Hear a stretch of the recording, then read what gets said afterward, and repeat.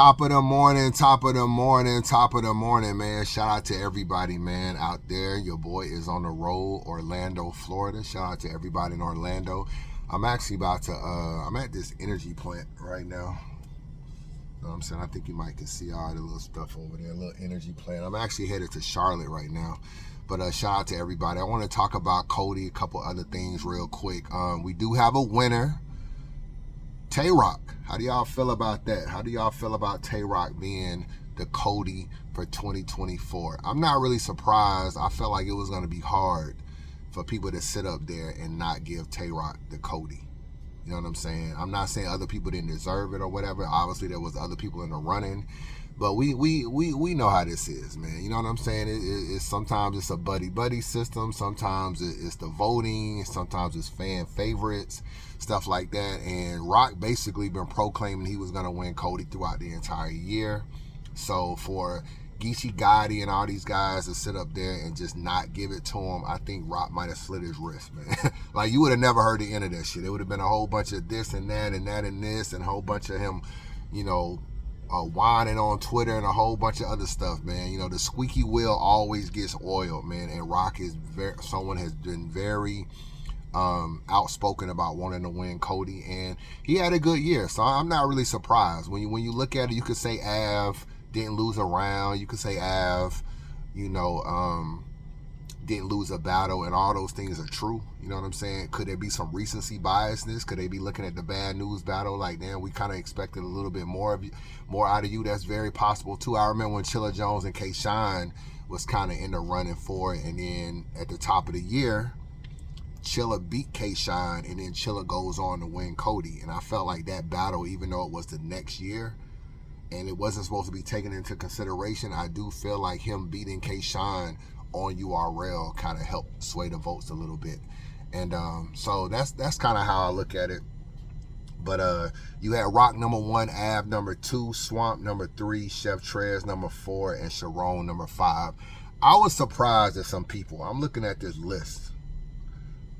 T-Rex is 16. I actually thought Rex had a good year. I know he lost to Swamp at the end of the year, but I actually thought he had a good year. T-Top is 8. I thought T-Top had a better year than Twerk and probably Rum Nitty. I thought T-Top should probably be. I thought T-Top beat Chef Trez and he beat Twerk this year. I thought T-Top should be higher, but that wasn't the case. No Snake Eyes. I thought Snake Eyes is someone that works really, really hard. I don't really understand Coty no more, bro. I gotta keep it real with you. Wins and losses don't matter. I don't understand that. They have this different criteria about, do you have moments and do you have signature wins, or like really moments is really big. Consistency is really, really big. They also judge you on like stuff like did you headline battles and stuff like that. And a lot of people are just not headliners. You know what I'm saying? If you look at this list, I mean, who are headliners? Twerk, T-Rex, Rock. Those are like probably the only Sharon, probably the only headliners on this card. Most people are not headliners. So it's hard to compare who headline battles. Some people are URL artists. Some people are not, don't battle on URL that much. I mean, I don't, it's probably no perfect way to do Coty, to keep it real with you, because the playing field is hard to be level because everybody's not battling on the same league and getting the same opportunities. But I don't know. I think if it was going to be a close race, I kind of knew Av wasn't going to win, or Swamp, to be real with you. So I'm not surprised that Rock won.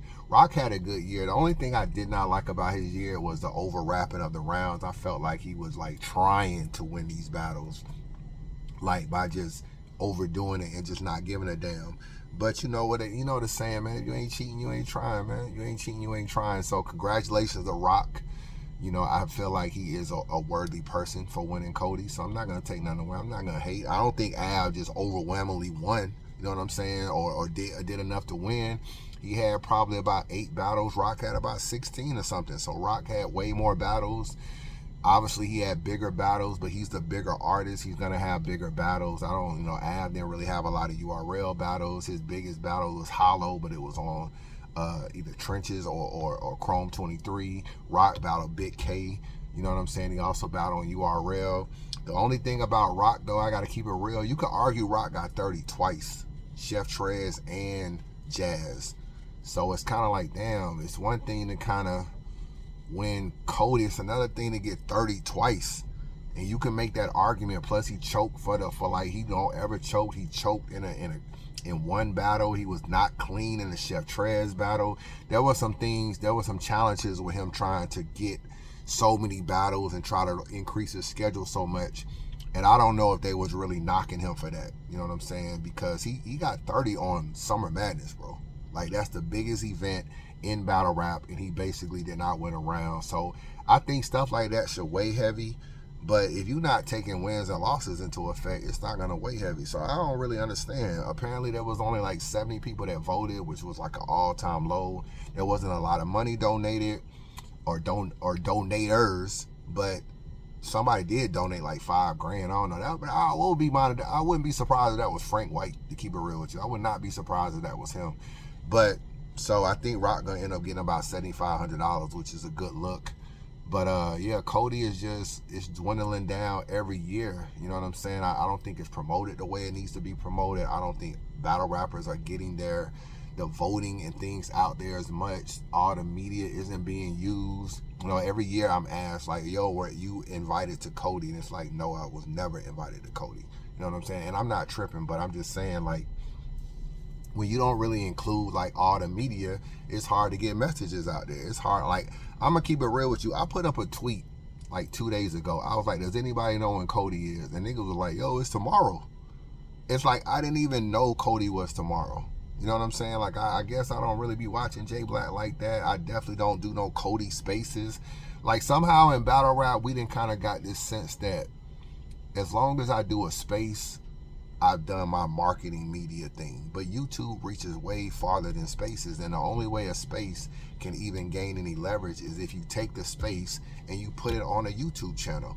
You know what I'm saying? Henny Man does that sometime, Polo do that sometime. That's how it gets bigger than where it is. Because niggas ain't about to sit up there and listen to no 2-hour Coty space. You know what I'm saying? And like, half the people that's in there talking is annoying and all this kind of shit like that. I don't fuck with Toddy. The Boss is cool. I'm not gonna really diss her. Like, I don't have no problem with her. But that Toddy chick is lame as hell. A lot of these other dick riding ass battle rappers in there. So it's like, I don't even be wanting to listen to it. But if it gets taken from a space and put on YouTube, then it can grow legs. But a lot of people just look at the space like, yo, I went into space. Like, bro, who the fuck is listening to spaces like that?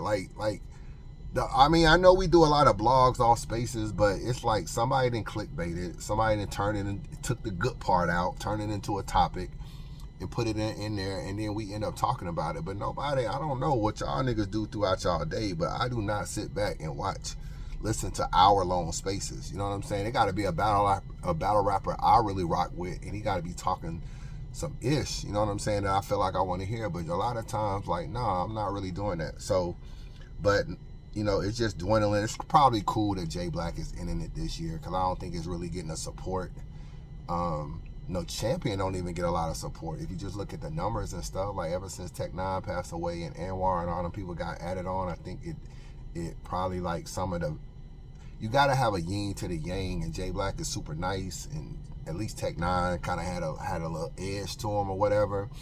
Like, maybe you probably need a battle rapper on there to kind of spice it up, a Ace Amin or somebody that's gonna, you know, they don't really have that. They got like all nice people, Mark Django and all. I just think it lost a little bit of its viewership over the time. So even the message on Champion doesn't get out far enough, and the rest of the media isn't being used. It would be nice to see some of these other guys. I'm not even talking about me. It would be nice to see some of these other bloggers and stuff really get a chance up there. Maybe even AC though, Dedication TV. I think he should probably get a look at getting up there. Check the Temperature, Dead Ass Talk. I think you should kind of expand Joe Smo getting cooked today. You know what I'm saying? Like, I was listening to the space with or the YouTube thing with Av. For niggas to keep it a book, you know, because they have their own personal feeling. But when you see that the fan vote is locked in, even though it's low, whatever, it could have been one vote apiece. You see the vote is low. Now you want to switch your shit. Now you talking about the criteria. What the fuck? What made you pick me from the what? Why did you pick me from the jump? You know what I'm saying? Why? Because y'all niggas is debating if I lost a round. Because I don't have no fuck ups, no damn near no You know what I'm saying? Like, what are we talking about here, bro? Like, that shit be crazy. I don't mind a nigga critiquing the schedules, critiquing the career, but do that shit around the board. Keep that shit a buck around the board. That's all I ask for, bro. Don't downplay my shit. Niggas like to throw, that's Don Marino name, but you ain't naming the niggas that's on somebody else's schedule. Like, don't just do that with one nigga. Do you feel what I'm saying?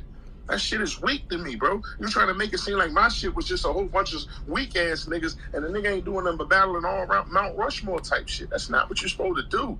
That's not what this is about. At least that's what I thought. Maybe I'm tripping, but that ain't what you're supposed to do. Then to pull up. And Chilla Jones, man, your ass was lame as hell last night. I gotta be real with you. You was lame as hell. You basically called Rosenberg Raw a commentator, saying that Av beat Rosenberg Raw, but you was saying Rosenberg Raw was a commentator, and you was trying to allude to the fact that Rosenberg Raw is like splitting his duties, like he's not completely focused on battle rap. Bro, that's not how you do Coty, bro. Like, you can't be doing Coty like that. Like, if that nigga step into the ring, he's a battle rapper. You kind of diminishing Don Marino, but then you trying to blow Bankhead up. Like, what makes you think Bankhead is better than Don Marino, and vice versa? Like, all them niggas is on the same level, dog. Some of this stuff you was saying, then you was mad. You was basically saying that Av battled A-Ward and Tay-Rock battled A-Ward. Av got a clear win, because I think Av probably 30'd A-Ward. Tay-Rock got like a debatable with A-Ward, or maybe even a loss. Let's keep it a bean with A-Ward. And then, but you were trying to, like, y'all niggas was up there talking about, oh, well, A-Ward didn't really try versus Av. Like, bro, y'all cannot do this shit. And I'm starting to wonder. Tay-Rock gave you like a good little, you kind of helped book the Tay-Rock and Big K battle. You kind of helped book that. That was your lead, the TBL shit. That was kind of your league or whatever, merging with King of the Dot. And I just wondered, like, did Tay-Rock give you a discount or something, and you trying to go to bat for him? Because I gotta keep it real. You been on the panel was kind of whack. It was kind of whack last night. Some of the stuff you was saying, you was just making a lot of excuses that I don't even feel like. Y'all just gotta look at the material. If a nigga come up there and choke 3 rounds, don't try to diminish his win because he didn't have a fight. Like, if he still came up there and did his thing, then that was it. He had a fight. So that's just what I want to say on that. Last thing, I'm gonna say one more thing about bad news. Let me switch gears to bad news, because I had a couple people ask me, do I think he'll battle again? He does have a battle this weekend.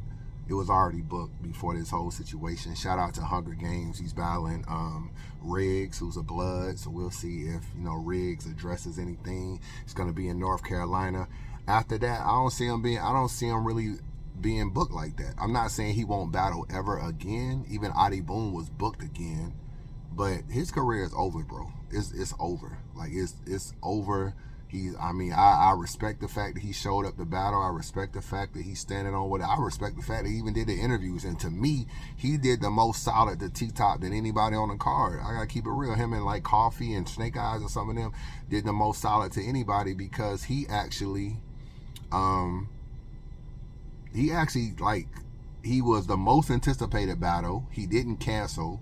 He stood around and actually did interviews. Like, he did shit he could have got the fuck up out of there. He did interviews that kept people still a little entertained. So to me, he kind of did on the solid. But when you say stuff like the next person that says this, it ain't gonna be no battle, or alluding to that you might get into a fight, you put yourself in a lot of liability to where leagues won't want to book you. URL isn't gonna book him. Obviously, there's no RBE. I don't really see Easy booking him, because it kind of goes against Easy is considered a street dude. He went to jail, all that kind of stuff. Him booking Bad News is kind of like weird in a way, especially looking at his lives and how he's like addressing what Bad News said. So that's probably not an outlet. Not going to be on RBE, not going to be on Bags and Bodies, no Full Circles, no nothing. So that's kind of out of here as well. And then you got to look at John. And John has been having such poor pay-per-views and bad events and stuff going on. I don't think he can take a risk of just putting Bad News on the card and just even getting a backlash. Like, yo, you book Bad News. I don't even you don't even want people to you don't even want fans to even have the opportunity to say, I'm not going to support the card because you put Bad News on it. And there'll be a couple goofy fans that'll say that. like, John John's not in a position to say that because his events have not went well. He needs every pay-per-view he can sell. Putting Bad News on there would just open up to more. Like, it's a catch-22. Either you put him on there for the controversy to sell tickets, which is corny, or you put him on there because you like, yo, even though he ratted, I fuck with him anyway, which is also going to be something that's going to be slightly corny. And I'm not saying John John is a street dude or whatever. Like, he kind of, maybe, I don't know his background. Maybe he had some street activity at one point in time. But either way it go, I just don't see him really. I don't even know if he's doing any more events this year or whatever. Like, he's kind of feel like sometimes he's halfway in, halfway out, but he probably will.